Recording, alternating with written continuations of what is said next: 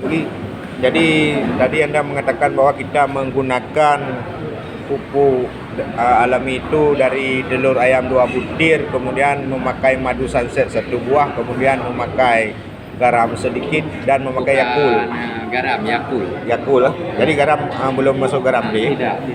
Itu sebagai pupuk Perangsang pertumbuhan mempercepat perangsang fase vegetatif pada tanaman padi. Jadi tanpa proses fermentasi kita langsung bisa aplikasi langsung digunakan. 3 hari kemudian sudah langsung bisa bereaksi pada tanaman. Nampak hasilnya. Itu berapa kali pemakaian itu? Biasanya itu sekitar kalau saya biasanya pertama saat tabur setelah usia benih 5 hari semprot sekali, kemudian saat 5 hari setelah tanam, kemudian 30 hari setelah tanam, kemudian 45. Kenapa lebih dekat 30 ke 45 sedang ini lebih jauh? Karena dia lebih banyak membutuhkan nutrisi. Apa kira-kira berapa biaya yang dibutuhkan untuk sekali pakai itu? Telur 2 berarti sekitar 3.000. Itu untuk 1 liter air. Untuk 1 liter air. Kalau satu deng tangki itu? 1 liter air nanti dalam per tangkinya kita hanya menggunakan 200 ml. Oh. Berarti 1 liter air untuk menghasilkan 5 tangki. 5 tangki itu cukup untuk sawah ukuran 1 mah. Iya, 4 ranting. 4 ranting 1.600 meter persegi. Iya, 800. Jadi hasil yang selama ini didapatkan kira-kira berapa ini? Itu hasil pertama saya memakai lebih awal. Kenapa? Karena saya membutuhkan peranakan padi lebih cepat. Kedua, untuk mencegahnya beberapa jenis bakteri yang mempengaruhi daripada pertumbuhan anakan padi. Iya. Maka saya menggunakan madu. Sedang Yakult adalah sebagai pengganti daripada EM4. Iya. Sebagai mikroorganisme, karena di dalam Yakult 100 gram Yakult mempunyai lebih daripada 10.000 mikroorganisme.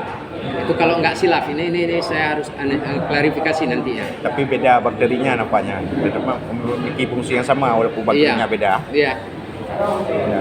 Oke, Dan bisa disimpan selama lebih kurang 1 tahun. Dan kita sendiri boleh meminumnya. Oh gitu. Cuma kalau udah 1 tahun telur yang sudah kita ceplok, dia tidak akan basi. Tidak akan basi. Tidak akan basi. Cuma sistem pengadukannya memang harus mantap. Itu diiringi dengan pemupukan dasar seperti urea, NPK dan KCL. Tidak ada sama sekali. Hasil panennya itu bagaimana? Alhamdulillah. Alhamdulillah, maksudnya antara pupuk kimia dan pupuk ini bagaimana? Saya selalu menggunakan kotoran sapi atau lembu. Kedua, saya menggunakan kotoran kambing. Iya. Ketiga, terkadang saya kotoran kebiri, karena kotoran kebiri lebih sulit untuk ditemukan. Itu difermentasi dulu? Tidak langsung? Ada, saya sering langsung. Karena saya menggunakan garam sebagai aplikasi penetralisasi keasamannya. Tapi begini dulu, terakhir saya pergi ke depan Anda di masa bunting padi itu, Anda sedang melemparkan pupuk. Itu kenapa bisa terjadi? Itu karena bisa terjadi karena terjadinya kekeringan yang sangat fatal. Oh, karena kekeringan, makanya Anda melemparkan pupuk NPK. Iya, NPK itu untuk penambahan supaya setidaknya membantu sedikit.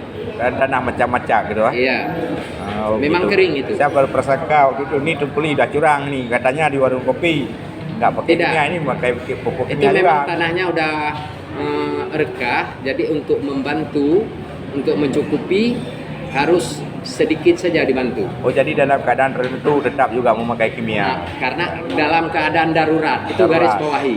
Dalam keadaan darurat baru boleh dibantu dengan kimia. Apabila keadaan tidak darurat tidak payah. Saat kekeringan ya. Oke, pada hari ini kita padahi dulu bersama Tengkuli Belanggu Panjau. Wassalamualaikum warahmatullahi wabarakatuh. Bersama Irzal SP BWP Bayu 6.